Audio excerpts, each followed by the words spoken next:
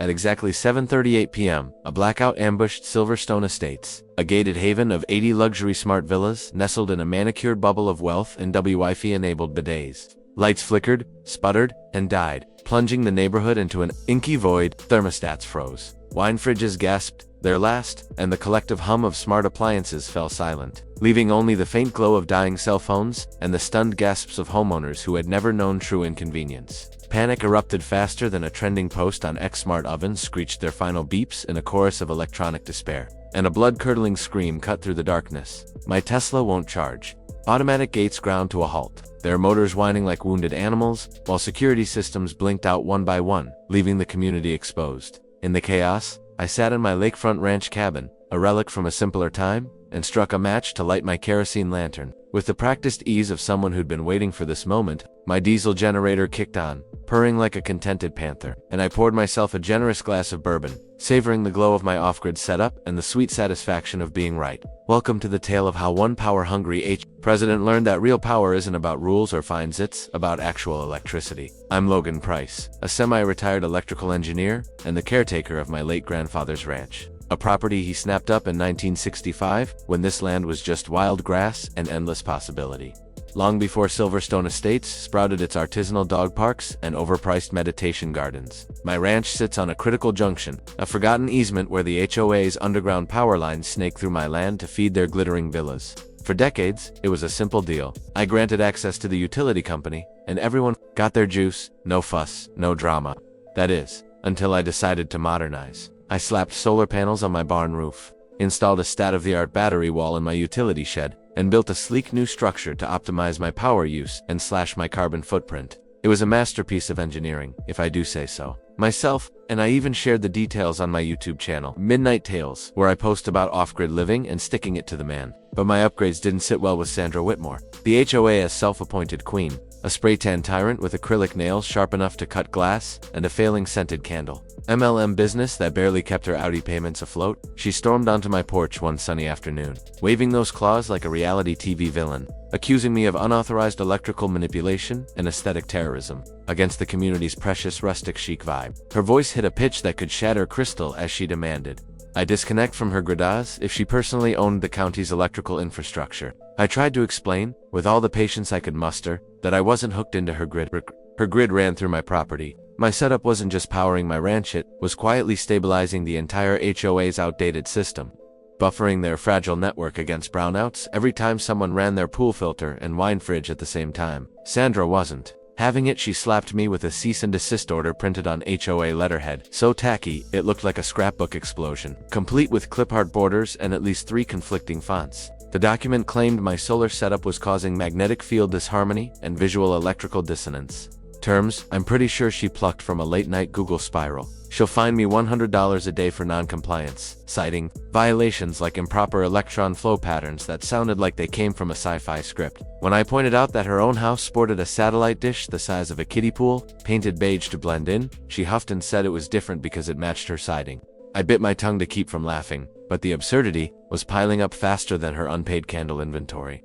Things escalated when Sandra hired an independent energy consultant, a guy who looked like he sold CBD oil at Renaissance fairs and probably thought Wi-Fi caused migraines. He wandered my property with a modified metal detector, humming ominously and muttering about electrical chakra misalignment. I nearly choked, holding back my laughter as he declared my setup non-harmonized. 2 days later, without legal authority or proper notice, Sandra and her cronies arranged for the utility company to cut my power, rooting around the easement in a move that was as illegal as it was stupid. I watched from my window as she supervised the utility truck, practically dancing with glee and snapping a selfie in front of my darkened house for the HOA's Facebook group, no doubt with a caption about upholding standards. I'm not a monster, despite what Sandra later sobbed in her tearful board meeting testimony, so I sent a polite email to the entire HOA board, which I also shared on MidnightTales for my subscribers to enjoy. It read, "Per your request and today's actions, I have ceased supplying auxiliary power stabilization to the Silverstone Estates grid.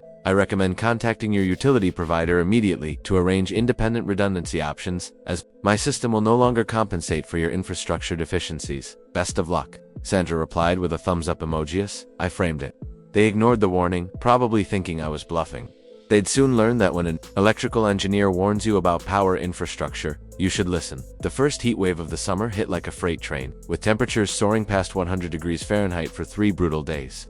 Every villa in Silverstone cranked their AC to Arctic levels, spiking the grid load to catastrophic heights. Without my system, balancing their overtaxed network, the inevitable happened. The main transformer overheated, and the failure cascaded like a row of dominoes. Boom. A sound like thunder on a clear day echoed across the lake. Every smart appliance in 80 homes fried in a symphony of electronic death: coffee makers, Wi-Fi, toilets. Sandra's $12,000 hydroponic herb wall, all reduced to expensive paperweights. Security gates jammed open, pool pumps seized with a grinding wail, and the gated community became decidedly ungated. My phone, powered by my flawless setup, lit up like a Christmas tree. Suddenly, I was the most popular guy in Silverstone. HOA board members who hadn't spoken to me in 5 years were begging for temporary supplemental power access. Tossing around buzzwords like critical infrastructure partnership, Sandra herself showed up at my door the next morning. Her perfect hair a frazzled mess from a night without a sea. Behind her, a convoy of Tesla owners glared at their useless electric cars, now glorified lawn ornaments. She offered to review my utility shed's aesthetics, in good faith, her voice cracking like thin ice. I almost felt sorry for her, almost. The HOA's emergency electrician, a grizzled pro who actually knew his stuff, took one look at the botched bypass job and shook his head. "You told the guy stabilizing your grid to stop?" he said, barely hiding his amazement. "You're lucky this didn't take out power for blocks." The repair estimate came in at $200,000, not counting the cost of replacing every fried smart device. The utility company also dropped a bombshell. The HOA's maintenance contract had expired years ago, and renewing it at current rates would triple their costs. I captured the board's shell-shocked faces in a photo from my MidnightTales channel, where my subscribers ate it up. My demands were clear: written apologies from every board member, a revised contract acknowledging my property's critical role, reversal of all fines with interest, and a public apology from Sandra at the next HOA meeting, notarized and filed with the county. They agreed to everything. Sandra's signature on the apology letter trembled, but her cursive was flawless. The humiliation in her eyes as she handed me the documents was better than any bourbon chaser. I restored power with theatrical flair, flipping circuits one by one, starting with the clubhouse and working through the neighborhood in order of who'd been kindest to me over the years. Sandra's street was, mysteriously, last. She noticed but didn't dare complain. At the next HOA meeting, Sandra read her apology like a hostage reciting a script, her voice catching on phrases like valuable lessons in infrastructure management. I stood up, handed her an invoice for my new consulting services, $1,800 a month to lease my power buffer system, plus hourly maintenance fees that would make a lawyer blush, and watched her face cycle through shades of pale. The contract, drafted with help from a very amused attorney, is ironclad for 10 years with automatic renewals. Sandra's candle business couldn't cover the hit, forcing her to trade her Audi for a used Honda. The board even floated the idea of me running for an HOA seat, citing my technical expertise. I told them I'd rather kiss a live transformer than sit through their meetings, which got nervous laughs. They weren't sure if I was joking. Now, I sip my morning coffee under the glow of my solar-powered lights, watching Sandra jog past my ranch, pretending not to see me. Her swagger's gone, replaced by the hunched shoulders of someone who learned the hard way that real power isn't about petty rules. My system keeps Silverstone's villas humming, and every monthly payment is a reminder that the best revenge is being indispensable. I added a plaque by my transformer: critical infrastructure. Do not annoy owner. The local news caught wind of the story, and the headline "HOA president costs neighborhood thousands in failed power play" went viral, especially in HOA horror story forums.